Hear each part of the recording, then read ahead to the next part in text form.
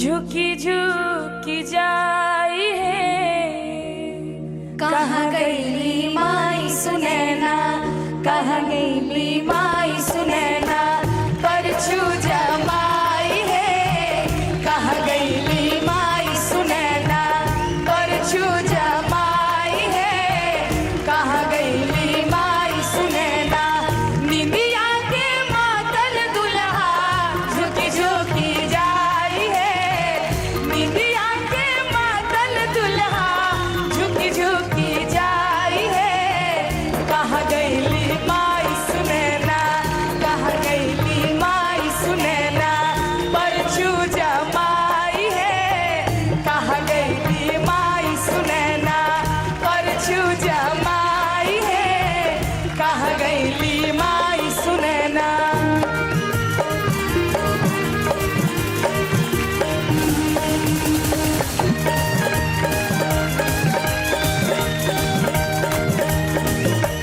गमन करवला पिया हो घरे बैठवला, गमन करवला पिया हो घरे बैठवला, अपने त गईला पिया हो, अपने त गईला पिया हो, पूरा बीबाया जिया, अपने त गईला पिया हो, पूरा बीबाया जिया, अपने त गईला पिया हो, पूरा बीबाया जिया, गमन करवला पिया हो घर बैठवला, कवन करवला पिया हो, घर बैठवला, अपने त गईला पिया हो, अपने त गईला पिया हो, पूरा बीबाया जिया, अपने त गईला पिया हो, पूरा बीबाया जिया, अपने त गईला पिया हो, पूरा बीबाया जिया, अपने त गईला पिया हो, पूरा बीबाया जिया, अपने त गईला पिया हो, पूरा बीबाया जिया।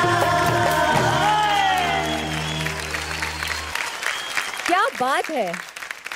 हम मनोज जी को बताना चाहते हैं कि हमारे ये जो 6 फोक वीर हैं वो पिछले कुछ हफ्तों से एलिमिनेट होते हुए आए हैं, और क्योंकि ये फोक भारत का मंच है इसलिए हमने इनको ग्रैंड फिनाले में भी बुलाकर आपके सामने परफॉर्म करने का अवसर दिया है। तो आपसे जानना चाहते हैं कि कैसा लगा आपको इनका परफॉर्मेंस। असली आनंद तो ये लोग के हम लेनी तो ये लोग के आगे करके पीछे रह लो, हम ये लोग के परफॉर्मेंस सुनत रहनी, और हमरा पूरा विश्वास बटे कि जब सुर के रगड़ाई होला ना तो ओकर खुशबू और खिल के आवेला।